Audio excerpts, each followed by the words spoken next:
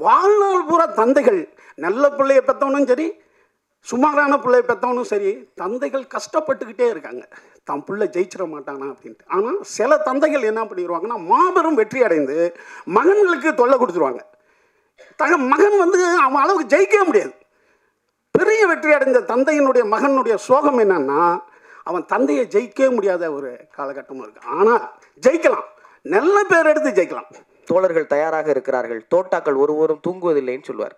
அப்படி அவருடைய தோட்டாக்களை ஏந்துவதற்கான, துப்பாக்கி ஏந்துவதற்கான இயக்குநர்களை தொடர்ந்து உருவாகிக்கிட்டே இருக்கிற இந்த சமுதிரம் என்றும் வற்றாது என்ற பெரிய நம்பிக்கையோடு தமிழ் சினிமா என்றும் வாழும். குடும்பத்துக்கு வேண்டியது செஞ்சிடணும்டா. ஆனால் அதை தாண்டி நம்ம வந்து வாழ்க்கையில் ரிலாக்ஸ் ஆகிற கட்டத்தில் நம்ம திரும்பி பார்க்க போது நம்ம என்ன படைச்சோம், நம்ம என்ன பண்ணியிருக்கோம், என்ன சாதிச்சிருக்கோம், இந்த சொசைட்டிக்காக நம்ம என்ன கொடுத்துருக்கோம் அப்படின்னு நம்ம திரும்பி பார்க்கும் போது நம்ம பேர் சொல்கிற மாதிரி ஒரு 20 படைப்புகளாக இருக்கணும் அப்படின்னு அவர் எப்பவுமே சொல்லிக்கிட்டே இருப்பார். திரும்ப சொல்கிறோம், ஒரு மனிதனுடைய வெற்றி படத்தை வைத்து தீர்மானிப்பது அல்ல, மனதை வைத்து தீர்மானிப்பது. ஸோ அவ்வளோ பெரிய மன மகிழ்ச்சிக்கு காரணமாக இருக்கக்கூடிய ஒரு மாணிக்கம். ஆனால் நான் யோசிச்சு பார்த்தேன், நேற்று தான் பேசுகிறேன், இன்றைக்கி என்ன பேசுகிறது, தம்பியாரை கூப்பிட்டுச்சு. இந்த ஃபீல் குட்டு முதல்ல ஃபீல் குட்டுன்றாங்களே, இந்த ஃபீல் குட்டை முதல்ல இந்த உலகத்துக்கு சொன்னது யார் தெரியுங்களா சார்? அதை மட்டும் சொல்லிட்டு விட்டுலான் இருக்கேன். ஃபீல் குட் புராணம் தான், ஆனால் எழுதுனது மனுஷன் இல்லையா? கம்பர் தான் இந்த ஃபீல் குட். இவர்களுக்கெல்லாம் முதல் இயக்குனர் கம்பன் தான், தம்பி சுப்பிரமணிய சிவா சொன்னது போல. என்னன்னா, ராமன் கடவுள், அவனை இரவு பகலாக வணங்கி கொண்டிருப்பவன் வாலி. ஒரு சூழ்நிலையில் ராமன் வில் அடியான், வில் வந்து தைத்து விட்டது, மரணத்தின் வாசல், சாக போறேன்னு தெரியுது. அவன் சாவை பற்றி கவலைப்படவில்லை. நான் அனுதினமும் வழங்கக்கூடிய ராமனால் இந்த வில் எய்தப்பட்டிருக்க கூடாது, என் ராமன் கொலையாளி ஆகிடக்கூடாது என்ற பதட்டத்தோடவே அந்த வில்லை எடுத்துட்டு பார்க்குறான். 8 திசையும் முட்டி மோதி இன்று நம்பிக்கை மனிதராக வெற்றி பெற்ற பிக் பாஸ் வெற்றியாளர் இந்த மேடையில் இருப்பதும் அவரை அழைப்பதும் மகிழ்ச்சி. தம்பி முத்துக்குமரன் அவர்களை பேச அழைக்கிறோம். என் பத்திரிகையாளர் குடும்பத்துக்கு வணக்கம். உங்களோட சேர்ந்து கொஞ்சம் வருஷத்துக்கு முன்னாடி தலைக்கூத்தல் படத்துக்காக அங்கேருந்து கணியண்ணன் நேர்காணல் செஞ்சுருக்கேன், அண்ணனை நேர்காணல் செஞ்சுருக்கேன். இன்றைக்கி இந்த இடத்துல இருக்கிறது கொஞ்சம் பதட்டமாக இருக்குது. ஏன்னா எதுக்கு நீங்கள் உட்காந்துருக்கீங்கிறது தான். பரபரப்பாக ஓடிட்டு இருக்கிற இந்த மானுட சமூகத்தை கொஞ்சம் கையை பிடிச்சி நிறுத்தி, பொது உடைமையையும் பொதுவாக நம்ம அலட்சியப்படுத்துகிற நம்மளோட உடைமைகளாக இருக்கிற அப்பா அம்மா மனைவி மாதிரியான உறவுகளோட உணர்வையும் கொஞ்சம் சத்தமாக சொல்லி செல்லமாக ஒரு அரைஞ்சு மனுஷனாக வாழ்கிறதுக்கான வழியை போட்டு கொடுக்குற எளிய மனிதர், தமிழ் சொல்லும் அறம் சுரக்கிற சமுத்திரக்கணி அண்ணனுக்கு முதல்ல பெரிய வணக்கம். இந்த கனிவான அகத்துக்கும் கடுமையான முகத்துக்கும் சொந்தக்காரராக இருக்கிற அப்பாக்களுக்கான ஒரு உருவம் தயாரிக்கணும்னா அதான் சமுத்திரக்கணி அண்ணன். அது தமிழ் சினிமா எப்பவும் தவற விட்டதே கிடையாது. பெரியோரை வியத்தலும் இளமே, சிறியோரை இகழ்தல் அதனும் இனமேனு கனி என் பூங்குன்றன் சொன்ன வார்த்தைக்கான அடையாளமாக இந்த சிறுவனை இந்த மேடையில் உட்கார வச்ச கனி அண்ணனுக்கு மீண்டும் ஒரு பெரிய நன்றி. சேகுவாரா சொன்ன ஒன்றே சொல்லிட்டு நான் நிறைவு செஞ்சுக்கணும்னு நினைக்கிறேன். சேகுவாரா சொல்வார், நான் வீழ்ந்து விட்டால் என்ன, என் துப்பாக்கியை ஏந்தி கொள்ள என் தோழர்கள் தயாராக இருக்கிறார்கள், தோட்டாக்கள் ஒருவரும் தூங்குவதில்லைன்னு சொல்வார். அப்படி அவருடைய தோட்டாக்களை ஏந்துவதற்கான, துப்பாக்கி ஏந்துவதற்கான இயக்குநர்களை தொடர்ந்து உருவாகிக்கிட்டே இருக்கிற இந்த சமுதிரம் என்றும் வற்றாது என்ற பெரிய நம்பிக்கையோடு தமிழ் சினிமா என்றும் வாழும். தமிழ் சினிமா நம்பி வந்த எல்லோரும் நிச்சயம் வாழ்வோம் அப்படிங்கிற நம்பிக்கையை தொடர்ந்து கொடுக்குறவங்க எல்லாருக்கும் நன்றி. இங்கே வருகை தந்திருக்கும் பத்திரிகை அன்பர்கள், அதாவது எல்லா ஃபார்மேட்லேயும் main stream media, digital media எல்லாருக்கும் வணக்கம். அதே போல் இந்த நிகழ்ச்சிக்கு வருகை தந்திருக்கும் வெல்விஷர்ஸ் மற்றும் இங்கே இருக்கக்கூடிய அற்புதமான இயக்குநர்கள் அனைவருக்கும் வணக்கம் மற்றும் படக்குழுவினர் அனைவருக்கும் வணக்கம். என் குருநாதர் சமுத்திரக்கணி சார், அவருடைய முதல் அவர் இயக்குன ஒரு சின்னத்திரை சீரியல் தான் நான் நடிக்க ஆரம்பித்தேன். ஸோ அப்போலேருந்து நான் அவரை பார்த்துட்ருக்கேன். ஸோ ஒரு வெற்றி இயக்குனராக சின்னத்திரையில் இருந்தார். அதற்கு பிறகு திரைப்படங்கள் போய் இயக்க ஆரம்பித்தார். ஒரு சில படங்கள் இயக்குனார். அது பேசப்பட்டது, ஆனால் அது பெருசாக ஒரு வரவேற்பு கிடைக்கல. அதற்கு பிறகு எந்த ஒரு யோசனையும் இல்லாமல் மீண்டும் சின்னத்திரைக்கு திருப்பி இயக்குனார். அதுக்கப்புறமா திரும்பவும் இல்லை, எனக்கு பெரிய ஒரு விஷயத்து இருக்குது, நான் அதை நோக்கி போகணுன்னு சொல்லிட்டு அதுக்காக ஃபேமிலிக்கிட்டலாம் சொல்லிவிட்டு, உனக்கு என்னம்மா பணத்துக்கு எந்த குறைச்சலும் இல்லைம்மா பார்த்துக்கிறோமா அப்படின்னு சொல்லி வீட்டில் ஒய்ஃப் கிட்ட கூட சொல்லிவிட்டு திரும்பவும் சினிமாவுக்கு போகிறாரு. ஆனால் அந்த முறை ஒரு அசோசியேட் டைரக்டராக போனார். அதுக்கப்புறமா பொறுமையாக ஒரு படமாக இயக்கி அதுக்கப்புறமா வந்து ஒரு பெரிய நடிகராக மாறினார். அப்போவும் வந்து அவர் எங்கேயுமே நிற்கவே இல்லை. எப்போவுமே வந்து ஓடிக்கிட்டே இருக்கணும்டா, வாழ்க்கையில் நம்ம சாதிக்க வேண்டிய விஷயங்கள் நிறைய இருக்குது அப்படின்னு எப்போவுமே சொல்லிக்கிட்டே இருப்பார். இன்னி வரைக்கும் அதான் சொல்லிக்கிட்டு இருப்பார். அண்ட் அதையும் தாண்டி நம்ம தம்பி ரம்யா சார் சொன்ன மாதிரியும் அவர் எப்போவுமே என்கிட்ட சொல்கிற ஒரு விஷயம் என்னென்னா, குடும்பத்துக்கு வேண்டியது செஞ்சிடணும்டா, ஆனால் அதை தாண்டி நம்ம வந்து வாழ்க்கையில் ரிலாக்ஸ் ஆகிற கட்டத்தில் நம்ம திரும்பி பார்க்க போது நம்ம என்ன படைச்சோம், நம்ம என்ன பண்ணியிருக்கோம், என்ன சாதிச்சிருக்கோம், இந்த சொசைட்டிக்காக நம்ம என்ன கொடுத்துருக்கோம் அப்படின்னு நம்ம திரும்பி பார்க்கும் போது நம்ம பேர் சொல்கிற மாதிரி ஒரு 20 படைப்புகளாக இருக்கணும் அப்படின்னு அவர் எப்போவுமே சொல்லிக்கிட்டே இருப்பார். அது வந்து ஒரு உண்மையான விஷயம் கூட. ஏன்னா இன்றைக்கி இங்கே இருக்கக்கூடிய இயக்குனர்கள் அதுக்கு பெரிய சாட்சி. அவ்வளோ அழகான படைப்புகளை கொடுத்த இயக்குனர்கள் இன்றைக்கி கணி சாருக்காக வந்திருக்காங்கன்னா அது அவர் மேலே வச்சுருக்கிற அது ஒரு அந்த அளவு கடந்த ஒரு பாசம், மரியாதை மற்றும் அவருக்கு இவங்க கொடுக்குற ஒரு அங்கீகாரம் தான் நான் நினைக்கிறேன்.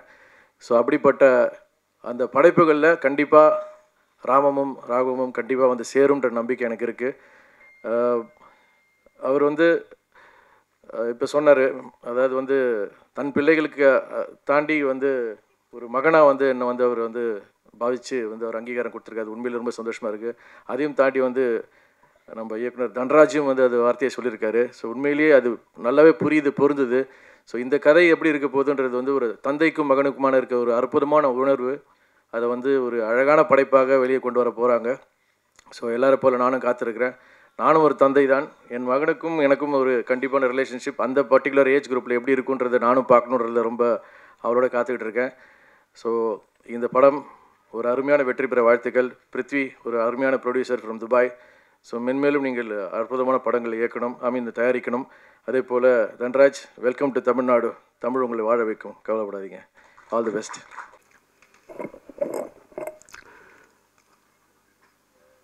அன்பாலான அனைவருக்கும் வணக்கம்.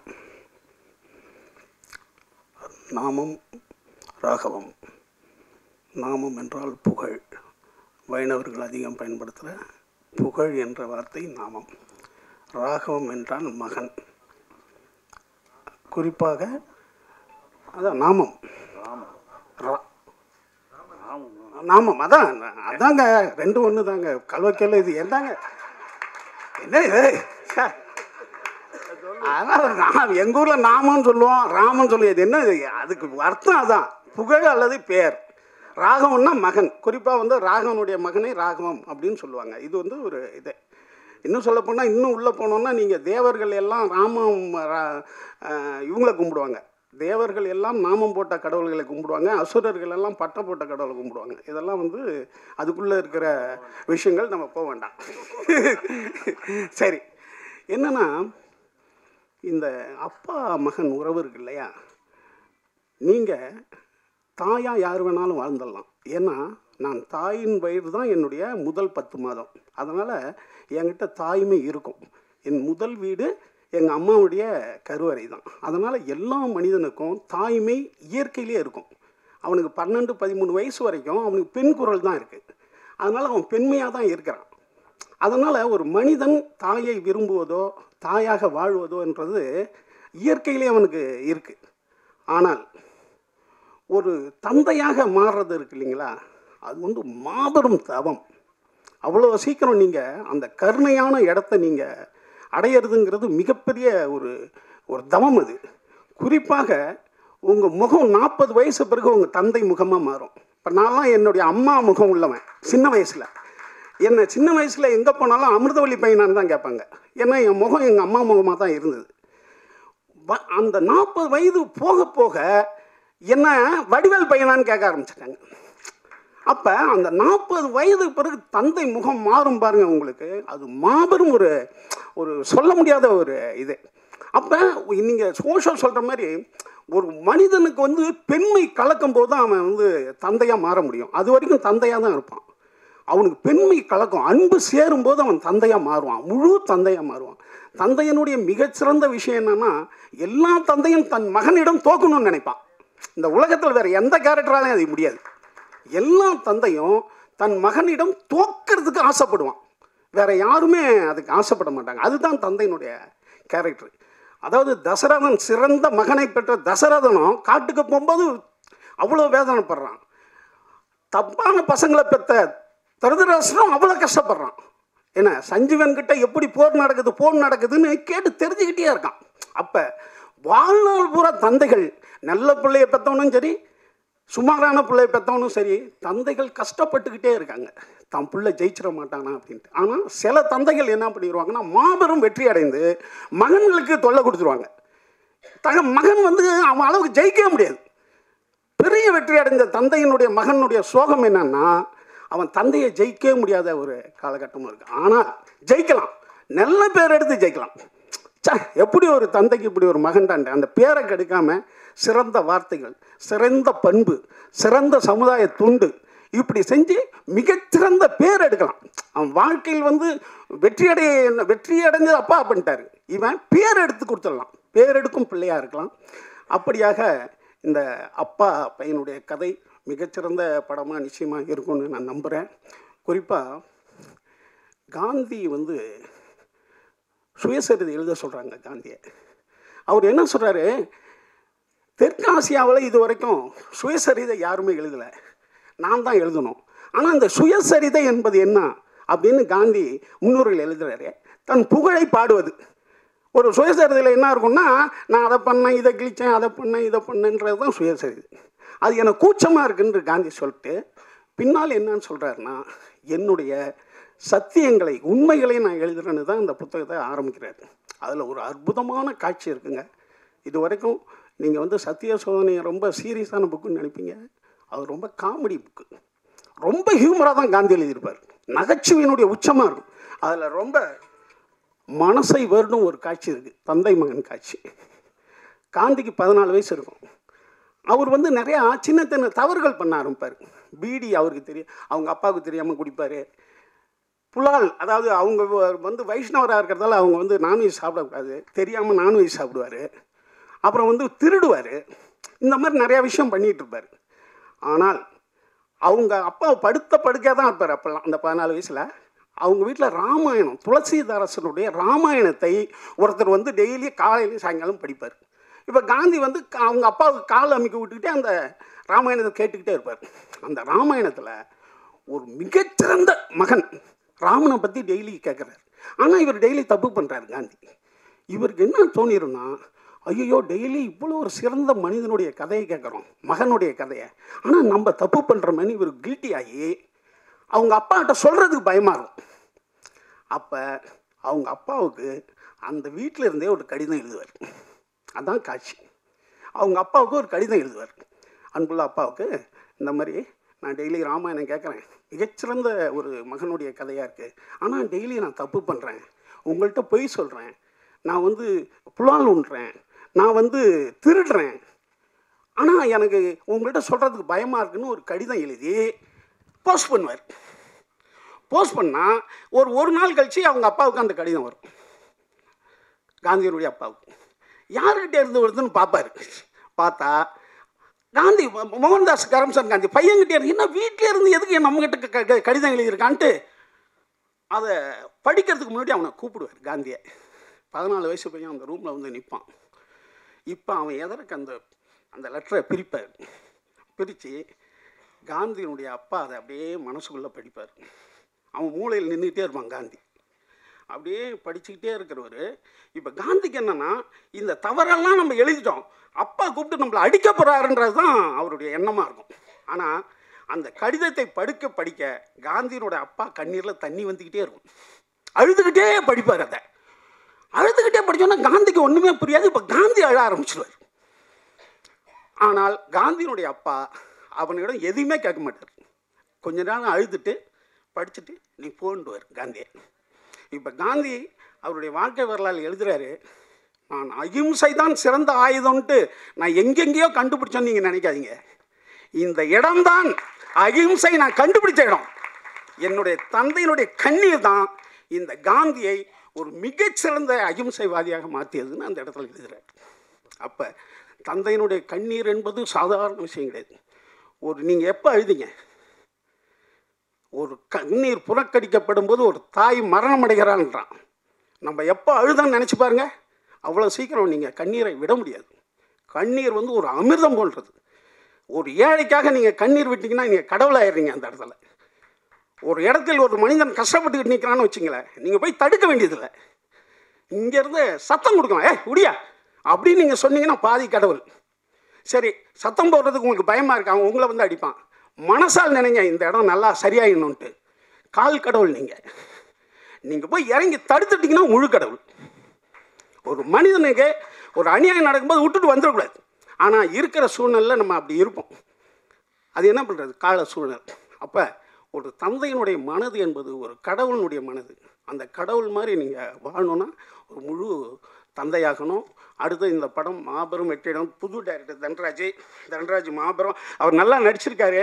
அண்ணன் எங்களுக்கெல்லாம் தம்பி அண்ணன் கூப்பிட்டாலும் அவர் தம்பி ராமையானாலும் எங்களுக்கெல்லாம் அண்ணன் தான். நிறையா பேசுவார் அண்ணன்.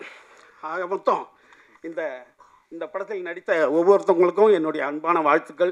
இதில் உள்ள டெக்னீஷியன், அவர் புது ப்ரொடியூசரு, துபாயிலேருந்து வந்திருக்காரு. அவர் நிறையா படம் பண்ணி நிறையா பேரை அவர் தந்தையாக இருக்கணும், நிறையா பேரையை வாழ வைக்கணும். இதுக்கு நீங்கள் எல்லாம் சேர்ந்து மிகச்சிறந்த ஒரு சப்போர்ட் பண்ணணும். கனியண்ணனை பற்றி நான் பேசவே இல்லைன்னு கோச்சிக்காதீங்க. ஏன்னா ஒரு சிறந்த மனிதனை பற்றி நிறையா பேசக்கூடாது. ஏன்னா உங்களுக்கே ஒரு சிறந்த மனிதன்னு தெரியும். ஏன்னா இந்த புகழ்த்து பேசுறது இருக்கு இல்லைங்களா, அதில் என்னன்னு கேட்டால் நமக்கு எதுக்கு நம்மளை தெரியுமா, நானே ஒரு கடவுள், நான் எதுக்கு கடவுளை புகழ்ந்து பேசணுன்ற நிலைமையில் கனியண்ணன்ற ஒரு மாபெரும் மனிதன்றதை உங்களுக்கு நான் சொல்லி தெரிய வேண்டியதில்லை. ஒவ்வொரு செயல்களிலும், ஒவ்வொரு வார்த்தைகளிலும், ஒவ்வொரு இதுலேயும் அவருடைய ஒரு சிறந்த மனிதனை நான் பார்த்தது கிடையாது. அதனால தான் மீண்டும் மீண்டும் அவரை பெருசாக பேசுகிறதுக்கு எனக்கு மனசு வரல. ஏன்னா உங்கள் மனசுலேயும் அவர் சிறந்தவர்னு தெரியும். நன்றி, வணக்கம். பத்திரிகை, தொலைக்காட்சி, இணையதள சகோதர சகோதரிகளுக்கும் மேடையில் அமர்ந்திருக்கக்கூடிய ஃபீல் குட் டைரக்டர்ஸுக்கும் என் மாலை வணக்கம். அன்பு தம்பி தன்ராஜ் இயக்குனராகவும் கதாநாயகனாகவும், ராகவம் கரெக்டாக சொல்லிட்டேன்னா? ஆமாம், அது தம்பி சொன்னது கரெக்டு தான். படிப்பாளி இல்லை, அப்படி தப்பாக சொன்னால் கூட தப்பை கூட சரி பண்ணிக்கலாம். தமிழ் அதுக்கு இடம் கொடுக்கும்.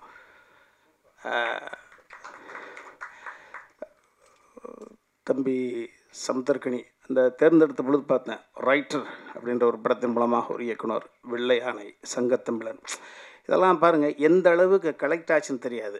நம்மளுக்கு ஒரு 80 வயசு ஆகும், ஒரு கைத்துக்காட்டில் மல்லாக்கப்படுத்திட்டு பாலெல்லாம் கலந்து போய் பேப்பர் பண்ணி யோசிக்கிற பொழுது நம்ம என்னடா சாதித்தோம், எத்தனை கோடி பணம் இருக்குது, அதில் என்ன சாதித்தோம்.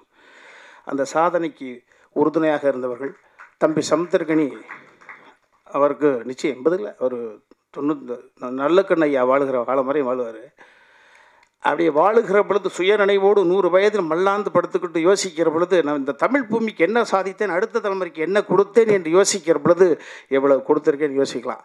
ஸோ தம்பியை பார்க்கிற பொழுது ராஜமௌலியும் அழைக்கிறார், ராஜமௌலியுடைய மகனும் அழைக்கிறார், தென்னிந்தியாவினுடைய ஆற்றலின் ஒட்டுமொத்த உருவம் தம்பி தனுஷும் தொடர்ச்சியாக அழைக்கிறார். எப்படி ஒரு மனிதனால் இப்படி ஒரு எல்லோரோடும் கைகுலுக்கி செல்ல முடிகிறது? அப்போ அதற்கு பின்னணியில் அந்த மனசு இருக்குல்ல, அது எப்படி ஏறும் இறங்கும் இறங்கும். ஒரு பெரிய சாதாரண விஷயம் கிடையாது.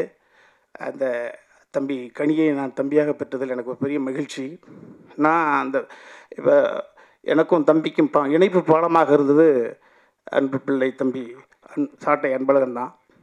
நான் ஃபைட் மாஸ்டர் சொன்னாங்களே, ஃபைட் மாஸ்டர் எடுத்துக்கிட்டு வந்த கதை தந்தை மகள் என்ற உறவு. இது தந்தை மகன் என்ற உறவு.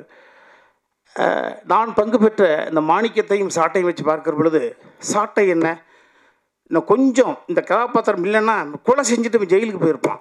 இந்த கொலை செய்யக்கூடிய உணர்வை தடுத்து அவனுக்குள்ளே இருக்கக்கூடிய மனிதநேயத்தை மீட்டெடுத்தது என்பது சாட்டை. மாணிக்கம் என்ன, நாசர் சார் என்ற ஒரு கதாபாத்திரம் இல்லை என்றால் வாழ்க்கை முழுக்க இளம் பிராயத்திலேயே அவன் திருடராக தொடர்ச்சியாக இருந்து எங்கோ சேதாரமாக இருப்பான். ஸோ அற்புதமான அந்த உணர்வுகள் இது நிச்சயமாக இந்த மாணிக்கம் படமே பாருங்கள், இந்த சாட்டை எடுத்து பாருங்கள். நான் அடுத்த தலைமுறைக்கு கண்ணை மூடிட்டு பேரன் பேத்தியோடு உட்காந்து அந்த படத்தை போட்டு காமிக்கலாம்ப்பா.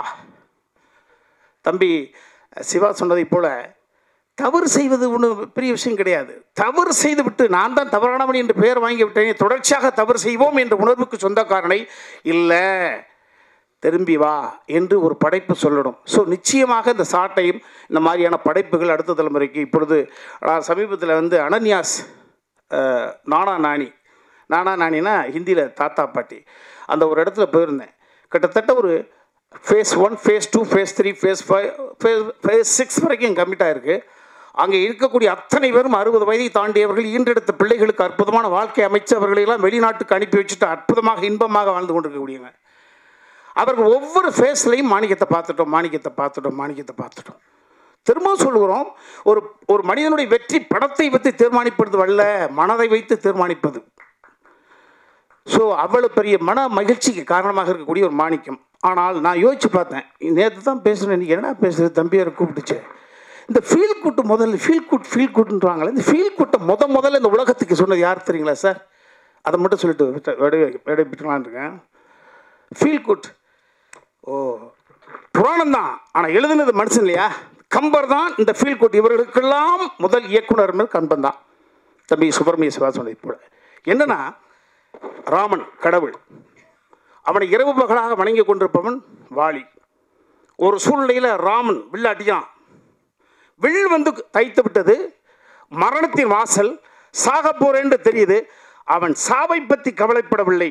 நான் அனுதினமும் வணங்கக்கூடிய ராமனால் இந்த வில் எய்தப்பட்டிருக்க கூடாது, என் ராமன் கொலையாளி ஆகிடக்கூடாது என்ற பதட்டத்தோடவே அந்த வில்லை எடுத்துட்டு பார்க்குறான். பார்த்தா ராமனுடைய வில் கலங்குறான். ஐயையோ, பார்த்தா ராமன் என்று ஆகிறான். ராமா, நீயா இதை எய்தாய்?